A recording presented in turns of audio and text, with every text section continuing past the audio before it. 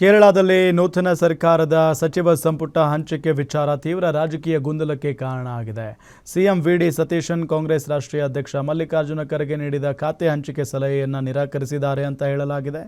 ಇದು ಪಕ್ಷದ ಒಳಗಿನ ಭಿನ್ನಮತವನ್ನು ಬಹಿರಂಗಪಡಿಸಿದೆ.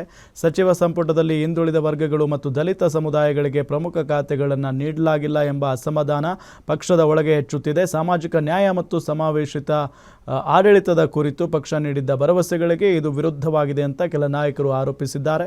ಎಐಸಿಸಿ ಅಧ್ಯಕ್ಷ ಮಲ್ಲಿಕಾರ್ಜುನ ಖರ್ಗೆಯು ಈ ಬಗ್ಗೆ ತೀವ್ರ ಅಸಮಾಧಾನ ವ್ಯಕ್ತಪಡಿಸಿದ್ದು, ಕೆಲ ಸಚಿವರಿಗೆ ನೀಡಲಾದ ಕಡಿಮೆ ಮಹತ್ವದ ಖಾತೆಗಳ ಬಗ್ಗೆ ಆಕ್ಷೇಪ ಎತ್ತಿದ್ದಾರೆ ಅಂತ ಹೇಳಲಾಗ್ತಿದೆ. ಈ ನಡುವೆ ಕಾಂಗ್ರೆಸ್ ಹಾಗೂ ಅದರ ಮೈತ್ರಿಕೂಟಗಳ ನಡುವೆ ಹಾಗೂ ಪಕ್ಷದ ಒಳಗೆ ಸಚಿವ ಖಾತೆಗಳ ಹಂಚಿಕೆ ಕುರಿತು ತೀವ್ರ ಭಿನ್ನಾಭಿಪ್ರಾಯ ಉಂಟಾಗಿದ್ದು, ರಾಜ್ಯಪಾಲರಿಗೆ ಅಂತಿಮ ಪಟ್ಟಿಯನ್ನು ಸಲ್ಲಿಸುವ ಪ್ರಕ್ರಿಯೆಯು ಸ್ಥಗಿತಗೊಂಡಿದೆ.